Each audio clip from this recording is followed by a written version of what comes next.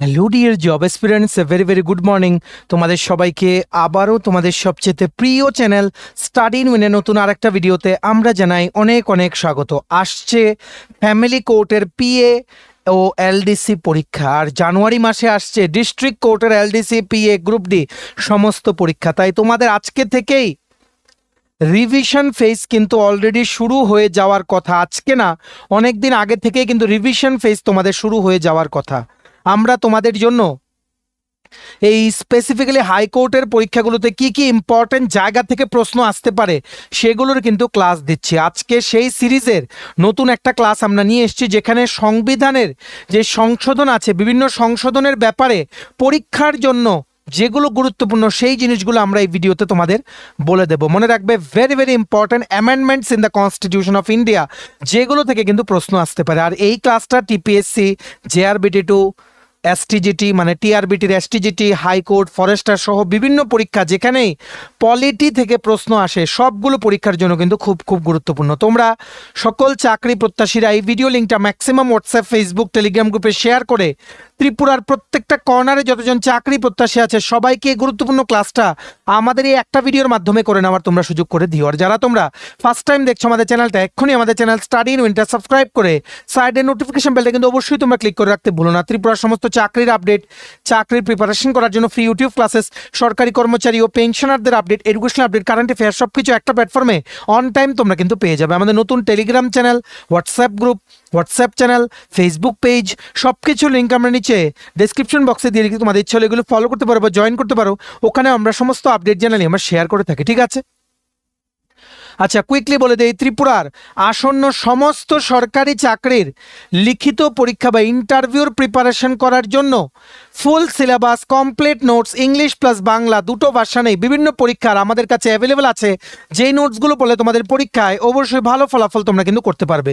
কোন কোন পরীক্ষা? For example TRBT, STGT social সায়েন্সের 700 পদের লিখিত পরীক্ষার কমপ্লিট নোটস, STPGT পলিটিক্যাল সায়েন্সের বেঙ্গলি ইংলিশ ভার্সান দুটো ভার্সানেই complete notes, ward secretary fire সার্ভিসের fireman driver, TPSC stenographer prelims ও mains combined for youth organiser excise sub inspector, senior computer assistant, Tripura হাইকোর্টের LDC PA group D driver, DRW পরীক্ষা, youth affairs and sports ডিপার্টমেন্টের junior PI বা physical instructor recruitment, JRBT2 group C group D, forester, forest guard, Tripura police sub inspector constable, jail police, fire service, software, TRLM, TSR, intelligence bureau, SSC, RRB, NTPC group D সহ সমস্ত আসন্ন সরকারি চাকরির লিখিত পরীক্ষা ও ইন্টারভিউর complete notes পেতে তোমরা আমাদের সাথে এক্ষুনি কল বা হোয়াটসঅ্যাপের মাধ্যমে যোগাযোগ করে নিতে পারো। আমাদের কন্ট্যাক্ট নাম্বারটা হচ্ছে 6033157164। আবার বলে রাখছি 6033157164। আমাদের কন্ট্যাক্ট নাম্বারটা প্রত্যেকটা স্লাইডের উপরে দেওয়া আছে ফর ইউর কনভিনিয়েন্স। সো এখানে আমরা সংবিধানে কি কি সংশোধন, এর আগে আমরা আর্টিকেল, পার্ট, শিডিউল এগুলো পড়িয়েছি। খুব গুরুত্বপূর্ণ এই পার্টগুলো স্পেসিফিক্যালি কোর্ট রিক্রুটমেন্টের জন্য, TPSCতেও কিন্তু জিজ্ঞেস করে। আমরা মোস্ট রিপিটেড যে MCQ প্রশ্ন উত্তরগুলো এখানে আমরা এই ভিডিওতে দেখে নেব। এর আগে তোমাদের আমরা বলে দিই, অলরেডি জানো 26শে জানুয়ারি 1950 সনে কিন্তু ভারতের সংবিধানকে কিন্তু গ্রহণ করা হয়েছিল, অ্যাডপ্ট কিন্তু করা হয়েছিল। মনে রাখবে, সংবিধানটা হচ্ছে একটা ডাইনামিক ডকুমেন্ট, মানে এটা চেঞ্জিং, এটা চেঞ্জ হতে থাকে। যেমন ডক্টর BR আম্বেদকর, যিনি ছিলেন যেই কনস্টিটিউয়েন্ট অ্যাসেম্বলির, উনি কিন্তু ছিলেন হেড, ঠিক আছে? উনি কিন্তু ছিলেন চেয়ারম্যান, উনাকে কিন্তু ফাদার অফ দ্য ইন্ডিয়ান কনস্টিটিউশনও কিন্তু বলা হয়, ঠিক আছে?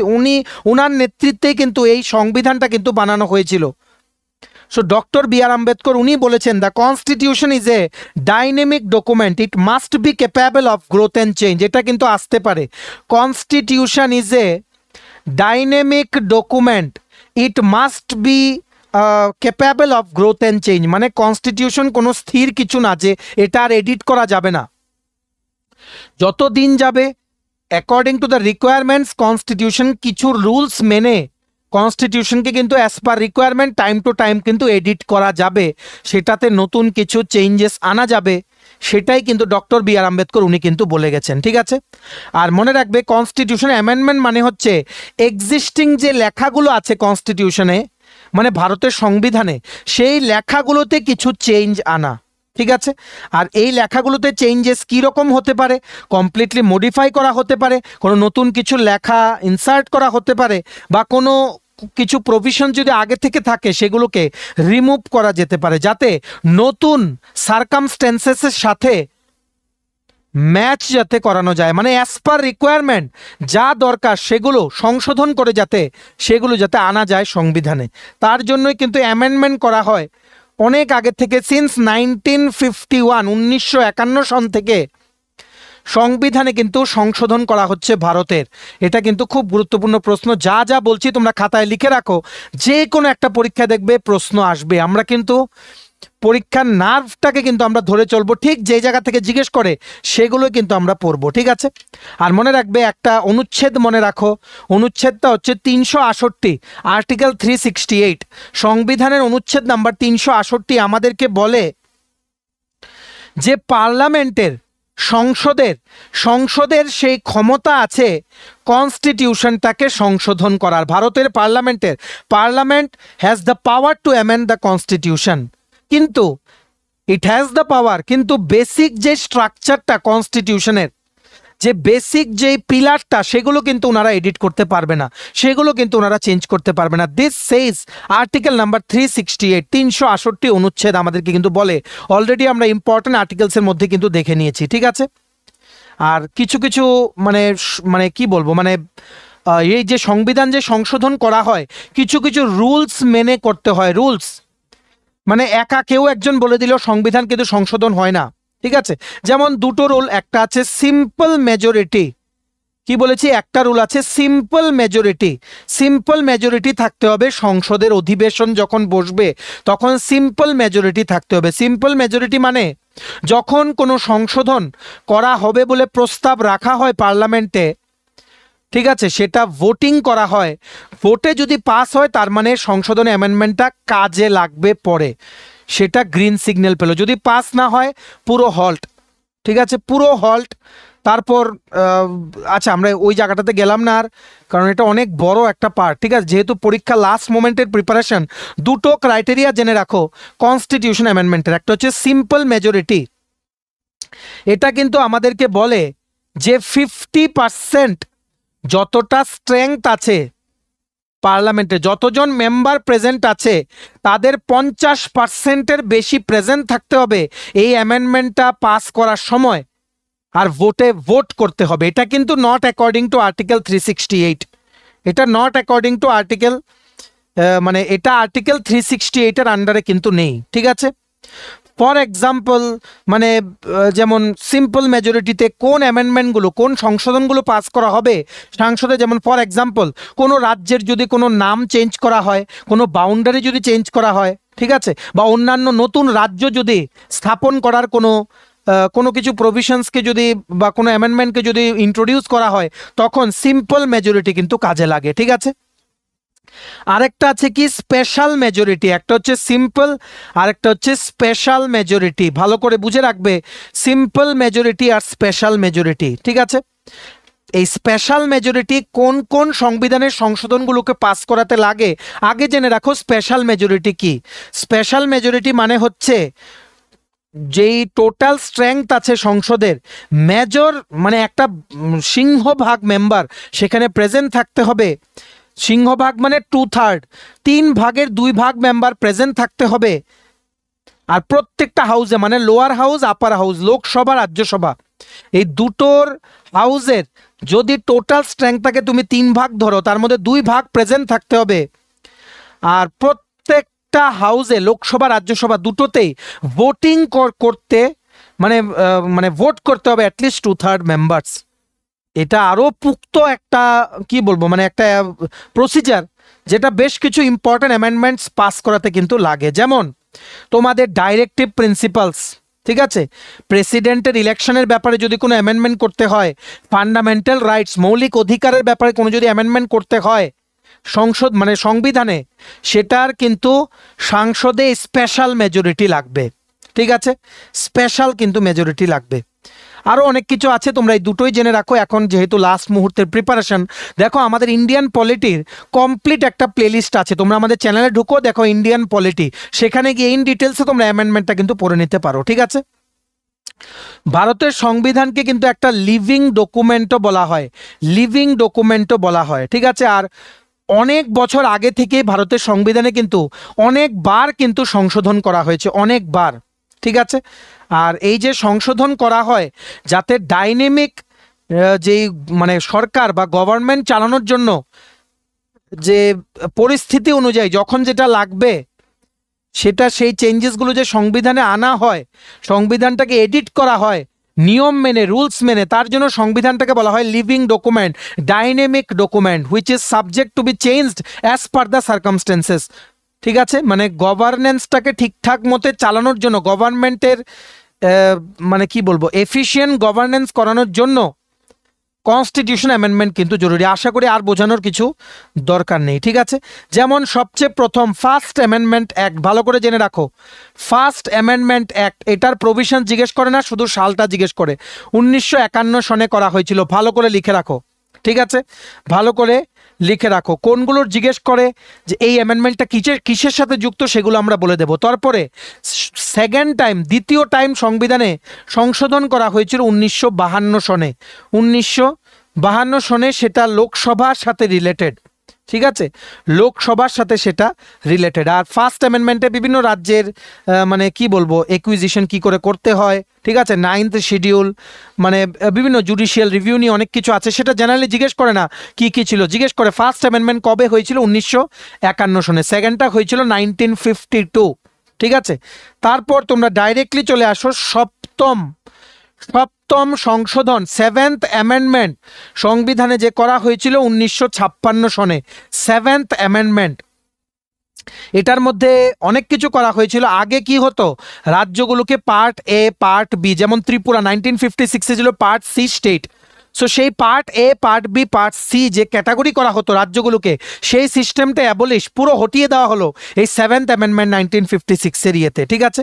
তখন এই part A, part B, part C সিস্টেমটা সরিয়ে দিয়ে টোটাল 14টা রাজ্য আর 6টা ইউনিয়ন টেরিটরিকে রিঅর্গানাইজ করা হলো এই অ্যামেন্ডমেন্টটার মাধ্যমে, ঠিক আছে। তারপর আরও কিছু করা হলো। কেন এটা ইম্পর্টেন্ট, এই 7th অ্যামেন্ডমেন্ট হাইকোর্টকে পাওয়ার দিল, ঠিক আছে, পাওয়ার দিল ইউনিয়ন টেরিটরির জুরিসডিকশন করার জন্য। ইউনিয়ন টেরিটরি মানে কেন্দ্র শাসিত অঞ্চলগুলোকেও হাইকোর্ট, মানে এই অঞ্চলগুলিও হাইকোর্টের আওতার আন্ডারে পড়বে, ঠিক আছে, এমন অধিকার দিল হাইকোর্টকে 7th অ্যামেন্ডমেন্ট।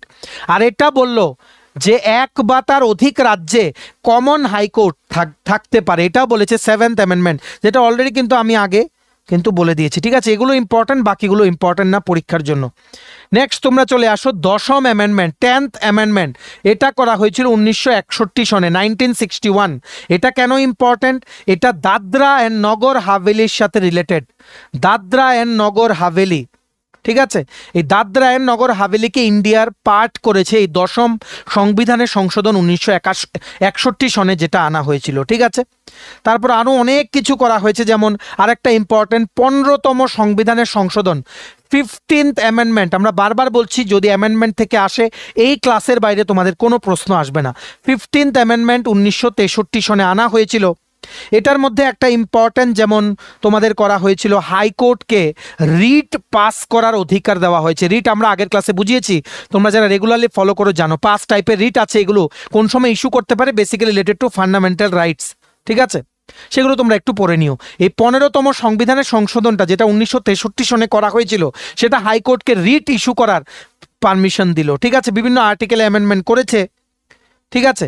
আর এটা মানে কি বলবো, মানে যেই হাইকোর্টের যে রিটায়ার্ড যারা জাজেস আছেন, যারা কোনো রাজ্যের হাইকোর্টের রিটায়ার্ড জাজেস থাকবেন, এদেরকে অধিকার দিল সুপ্রিম কোর্টের অ্যাডহক জাজ, মানে পার্ট টাইম জাজ, কিছু সময়ের জন্য, নট রেগুলার পার্মানেন্ট জাজ, অ্যাডহক জাজ হিসেবে ওনারা কিন্তু অ্যাপয়েন্টেড হতে পারবেন। এটাই কিন্তু 15th অ্যামেন্ডমেন্ট বলল।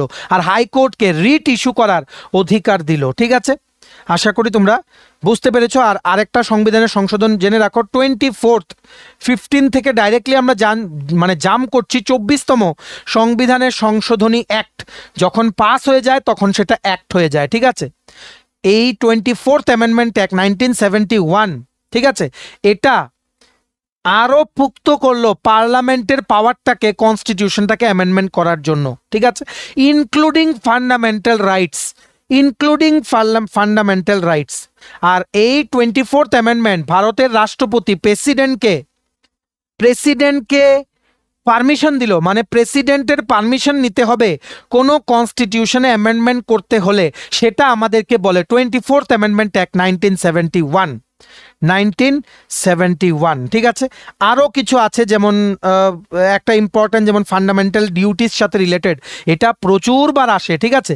ডাইরেক্টলি আমরা জাম্প করে চলে যাচ্ছি 42তম সংবিধানের সংশোধনে, ভেরি ভেরি ইম্পর্টেন্ট আসতে পারে 42nd অ্যামেন্ডমেন্ট অ্যাক্ট 1976। এটাকে এই সংবিধানে এত সংশোধন করা হয়েছে, এই অ্যামেন্ডমেন্টের আন্ডারে এতগুলো পয়েন্টে সংশোধন করা হয়েছে সংবিধানে, যার জন্য এটাকে কিন্তু মিনি কনস্টিটিউশন বলে, ছোট সংবিধানও কিন্তু বলে। 42তম সংবিধানের সংশোধন 1976 সনেরটাকে mini constitution, very very important. অনেক কিছু এখানে করা হয়েছে, যেমন কিছু কিছু নতুন ওয়ার্ড ঢোকানো হয়েছে ভারতের, মানে সংবিধানে কিন্তু ঢোকানো হয়েছে, স্পেসিফিক্যালি প্রিয়াম্বল যেটা সেটাতে ঢোকানো হয়েছে। যেমন ভারত হচ্ছে একটা সোশিয়ালিস্ট সেকুলার ইন্টেগ্রিটি, মানে ভারতের সাথে রিলেটেড, যেমন ভারত একটা সেকুলার দেশ, সেকুলার ওয়ার্ডটা, সোশ্যালিস্ট ওয়ার্ডটা, ইন্টেগ্রিটি ওয়ার্ডটা, সবাই ইন্টেগ্রিটি মেনে চলতে হবে, বা সবার মানে কি বলবো, এমন করে চলতে হবে যাতে সংবিধানের ইন্টেগ্রিটি যাতে বজায় থাকে। এই ইন্টেগ্রিটি, সোশিয়ালিস্ট, সেকুলার, এগুলো সংবিধানে 42তম সংবিধানের সংশোধন এনে কিন্তু এগুলো ঢোকানো হয়েছে প্রিয়াম্বেলে, ঠিক আছে। আরও ইম্পর্টেন্ট, ফান্ডামেন্টাল ডিউটিস, মৌলিক কর্তব্য পার্ট 4A, তোমরা সবাই জানো মৌলিক কর্তব্য কিন্তু 42nd অ্যামেন্ডমেন্ট অ্যাক্ট করে কিন্তু ঢোকানো হয়েছে, ঠিক আছে। আরও অনেক কিছু আছে, যেমন তোমাদের কি বলবো, মানে এই যে লোকসভা, আরেকটা বলে দিচ্ছি ছোট্ট, এই 42তম সংবিধানের সংশোধনে লোকসভা আর রাজ্যের যে বিধানসভা, এদের 5 বছর পরে পরে এখন ভোটিং হয়, আগে 6 বছর ছিল, এই 6 বছর থেকে 5 বছর কমিয়ে টেনিউরটা আনা হলো 42nd অ্যামেন্ডমেন্ট অ্যাক্ট 1976 এর আন্ডারে, ঠিক আছে। আরও ডাইরেক্টিভ প্রিন্সিপাল অফ স্টেট পলিসিতেও কিছু মানে কি বলবো, মানে একটা সংশোধন করা হলো। তারপর অল ইন্ডিয়া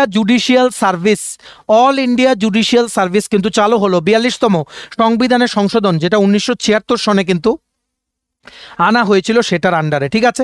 তারপর ডাইরেক্টলি চলে আসো 44th, this is also very very important, 44th amendment act 1978 Son, 44th সংবিধানের সংশোধন 1978 সনে যেটা সংবিধানে করা হয়েছিল, ঠিক আছে।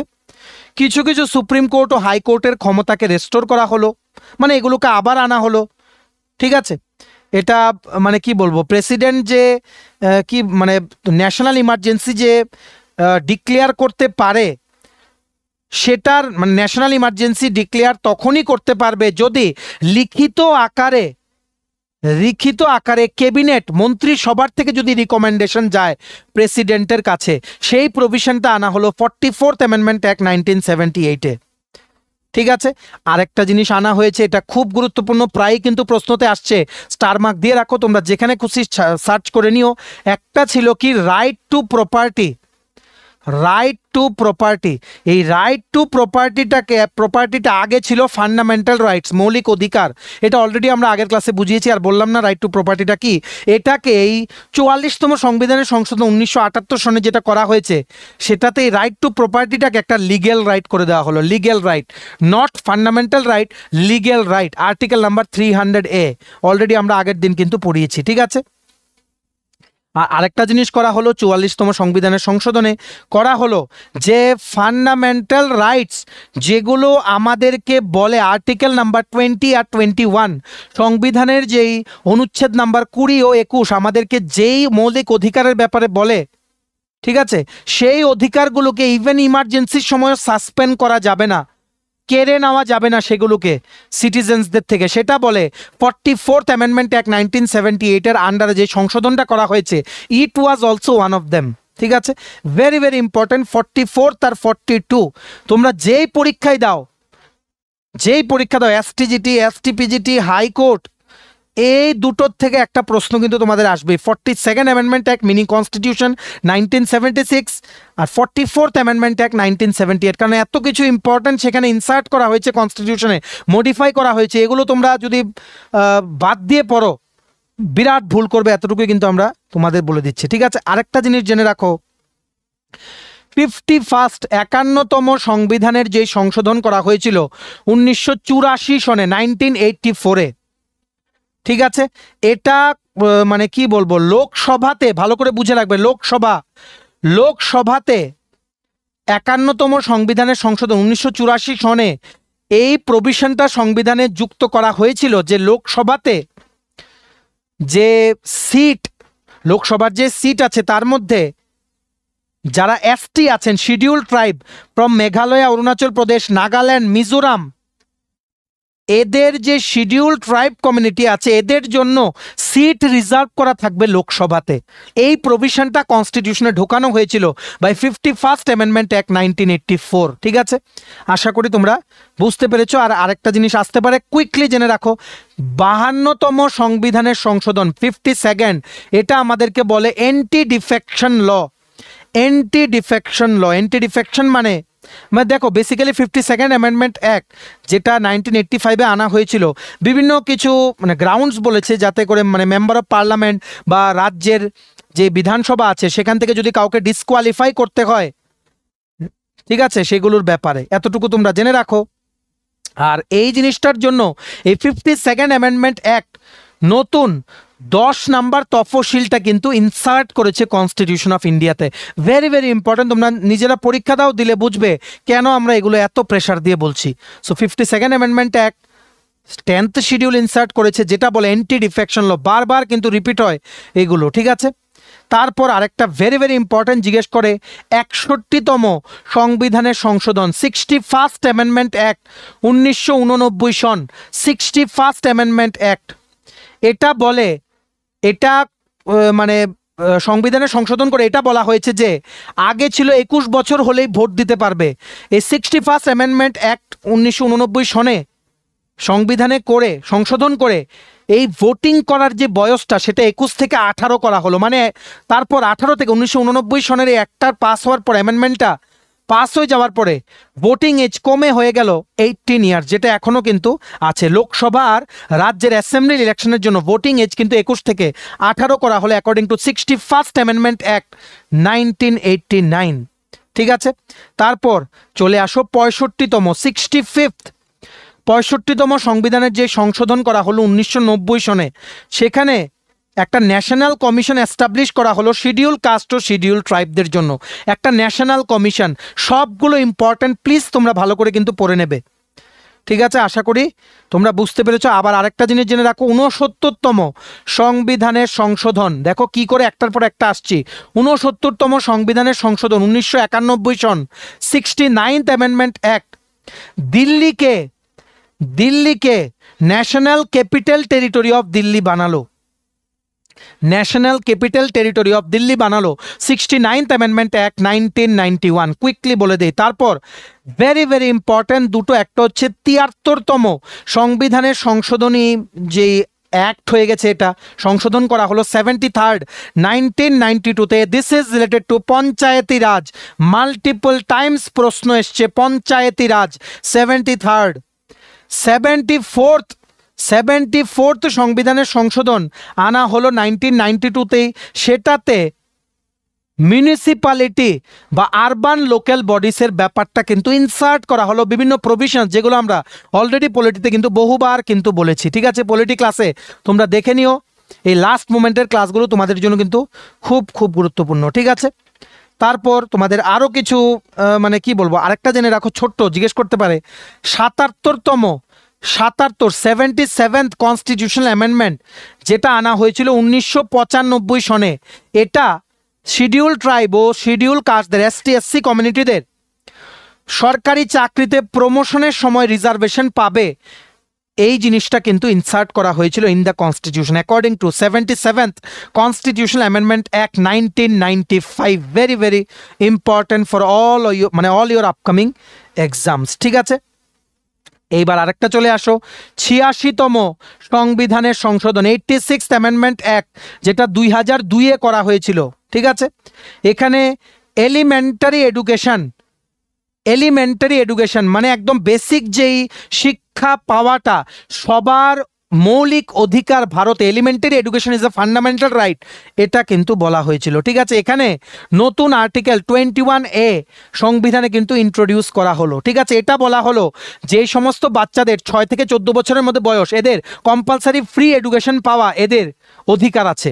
ঠিক আছে, এটাই কিন্তু বলা হলো। ঠিক আছে, আর আরেকটা মানে কি বলবো, এই 86th অ্যামেন্ডমেন্ট অ্যাক্ট বেসিক্যালি এটাই আসে, 21 এর ব্যাপারেই আসে 86th অ্যামেন্ডমেন্ট অ্যাক্ট। আরেকটা জিনিস হচ্ছে আর্টিকেল 51 এটা যেই ফান্ডামেন্টাল ডিউটিস আছে সেটার একটা জিনিস, নতুন একটা ফান্ডামেন্টাল ডিউটিস সেখানে অ্যাড করা হয়েছিল, সেটা কম আসে। ঠিক আছে, 86th অ্যামেন্ডমেন্ট অ্যাক্টে আসে কি 21-এ যে আর্টিকেলটা ইনসার্ট করা হয়েছিল সংবিধানে, যেটা বলে যে কি সমস্ত রাজ্যের অবশ্যই 6 থেকে 14 বছরের বাচ্চাদের ফ্রিতে এডুকেশন প্রোভাইড করতে হবে। Elementary education, getting elementary education freely in every state of India is a fundamental right of every citizen, এটাই কিন্তু বলেছে। ঠিক আছে, আশা করি তোমরা বুঝতে পেরেছো। এইবার চলে আসো 97তম সংবিধানের যে সংশোধনটা করা হলো 2012 সনে, এটা related to cooperative societies. Very very important for all the upcoming exams. 97তম সংবিধানের সংশোধন যেটা 2012-তে করা হলো, this is related to cooperative societies. আমরা কিন্তু বিভিন্ন পরীক্ষার প্রশ্নপত্র দেখেই বলছি, এইগুলো নিয়ে কিন্তু প্রায়ই কিন্তু জিজ্ঞেস করা হয়। 97th amendment act is related two what?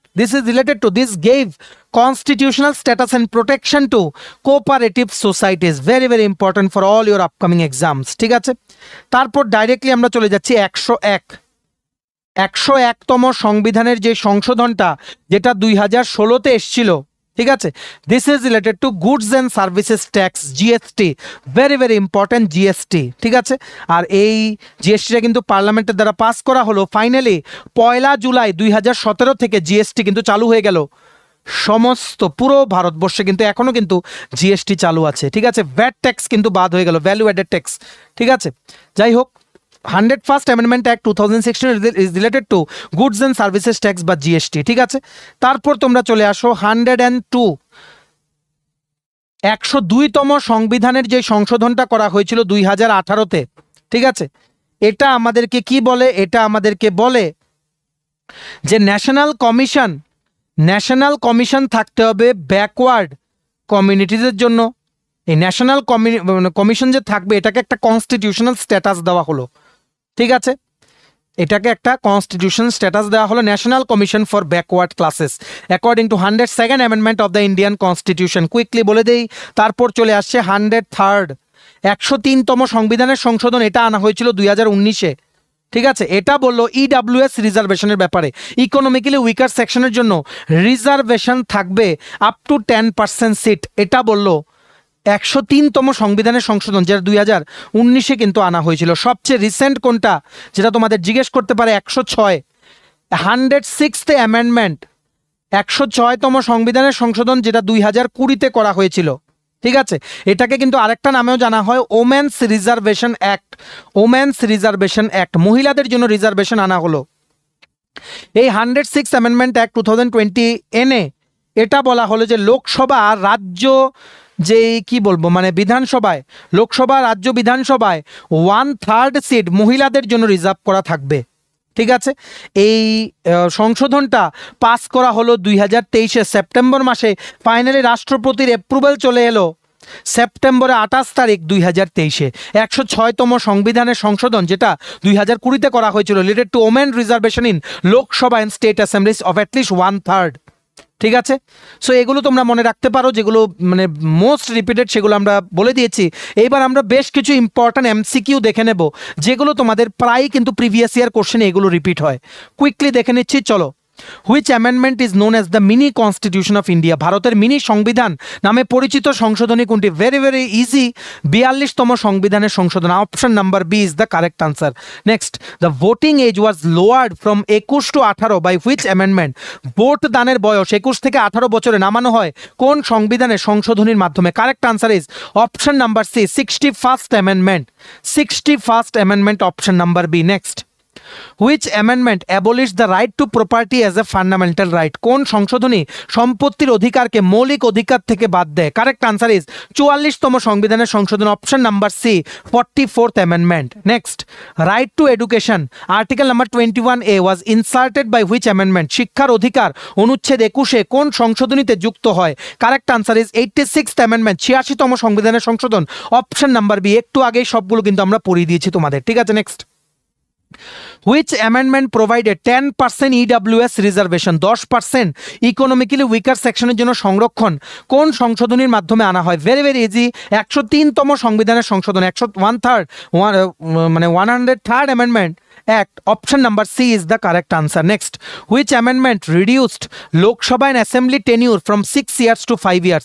Lok Sabha ও বিধানসভার মেয়াদ 6 বছর থেকে 5 বছর কোন সংশোধনীর মাধ্যমে করা হয়? Correct answer is option number B, 44th amendment, 44তম সংবিধানের সংশোধন। Next, which amendment introduced panchayati raj in the constitution? কোন সংশোধনী সংবিধানে পঞ্চায়েতি রাজের প্রবর্তন করে?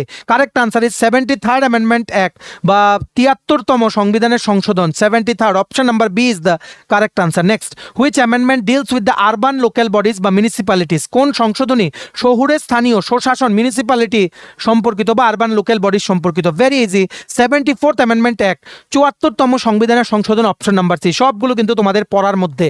দেখো, ডিটেলসে পড়ে নিলে এমসিকিউ একদম জলভাত হয়ে যায়। তোমরা কি করো, ডিটেলসে পড়ো না, শুধু এমসিকিউর আনসার বসে বসে মুখস্থ করো। তার জন্যই আমরা সবসময় বলি ডিটেলসে আগে পড়ো, তারপরে এমসিকিউ লাগবে তোমাদের কাছে জলভাত, ঠিক আছে? Next, the 104th constitutional amendment act 2019 mainly deals with 104তম সংবিধানের সংশোধনী আইন 2019 প্রধানত কোন বিষয়ের সাথে সম্পর্কিত? It is related to abolition of Anglo Indian reserve seats. এটা একটু জেনে রাখো, ঠিক আছে? এটা আমাদের বলা হয়নি, জেনে রাখো। 104তম সংবিধানের সংশোধনটা অ্যাংলো ইন্ডিয়ানের জন্য সংরক্ষিত সিটের ব্যাপারে আমাদেরকে বলে। Option number B is the correct answer. Next, which amendment is related to cooperative societies? সমবায় সমিতি কোন সংশোধনীর সাথে সম্পর্কিত? Correct answer is option number B, 97th amendment, 97th amendment act. Option number B, ঠিক আছে? Next, which amendment added Bodo, Dogri, Maithili, Santali to the 8th schedule? 8th শিডিউলে আমাদেরকে বলে ল্যাঙ্গুয়েজের ব্যাপারে, ঠিক আছে? কোন সংশোধনী বোডো, ডোগরি, মৈথিলি, সাঁওতালি ভাষাগুলিকে 8ম তফসিলে যোগ করে? Correct answer is 92nd amendment. Option number B, 92তম সংবিধানের সংশোধন is the correct answer. Option number B is the correct answer. Next question, the 104th amendment extended the reservation for STs and SCs in Lok Sabha and state assemblies for 104তম সংশোধনী লোকসভা ও বিধানসভায় অনুজাতি ও জনজাতি সংরক্ষণ কত বছর পর্যন্ত বৃদ্ধি করে? কারেক্ট আনসার ইজ 2020 থেকে 2030। Option number A is the correct answer, ঠিক আছে? নেক্সট, আচ্ছা, এই ছিল বেশ কিছু ইম্পর্টেন্ট প্রিভিয়াস ইয়ারের এমসিকিউ যেগুলো তোমাদের আপকামিং দিনে পরীক্ষায় আসতে পারে। তাছাড়া যেগুলো ডিটেলসে তোমাদের জানা জরুরি সেগুলো আমরা বলে দিলাম। এই অ্যামেন্ডমেন্ট থেকে আমরা গ্যারান্টি দিয়ে বলছি এই ক্লাসটা ভালো করে দেখলে যে কোনো পরীক্ষায় তোমরা কিন্তু আনসার করতে পারবে। তাই তোমরা এই ভিডিওটা শেয়ার করে দিও সমস্ত এক্সপিরিয়েন্সরা এই গুরুত্বপূর্ণ ক্লাসটা আমাদের একটা ভিডিওর মাধ্যমে যাতে করে নিতে পারে, ঠিক আছে? চলো, এই ছিল ছোট একটা ভিডিও। এতটুকু দেখে থাকলে থ্যাঙ্কস ফর ওয়াচিং। আর ভিডিওটা ভালো লাগলে অবশ্যই লাইক করে দিও। আর সমস্ত আপকামিং ত্রিপুরা সরকারি চাকরির লিখিত পরীক্ষা বা ইন্টারভিউ প্রিপারেশন করার জন্য নোটস পেতে তোমরা এক্ষুনি আমাদের সাথে কল বা হোয়াটসঅ্যাপের মাধ্যমে যোগাযোগ করে নিতে পারো। আমাদের কন্ট্যাক্ট নাম্বার হচ্ছে 6033157164। আমাদের চ্যানেলটা অবশ্যই সাবস্ক্রাইব করে দিও। এভাবেই ত্রিপুরার সমস্ত চাকরির আপডেট, চাকরির প্রিপারেশন করার জন্য ফ্রি ইউটিউব ক্লাসেস, সরকারি কর্মচারী ও পেনশনারদের update, education update, current affairs সব কিছু অন টাইম জেনুইন আপডেট আমাদের এই একটা প্ল্যাটফর্মে তোমরা কিন্তু পেয়ে যাবে। আমাদের নতুন Telegram channel, WhatsApp group, WhatsApp channel, Facebook page সব কিছুর লিঙ্ক আমরা নিচে ডিসক্রিপশন বক্সে দিয়ে রেখেছি। তোমাদের ইচ্ছে হলে এগুলো ফলো করতে পারো বা জয়েন করতে পারো। ওখানে আমরা সমস্ত আপডেট জেনারেলি আমরা শেয়ার করে থাকি, ঠিক আছে? চলো, সবাই ভালো থাকবে, take care, bye bye and have a nice day.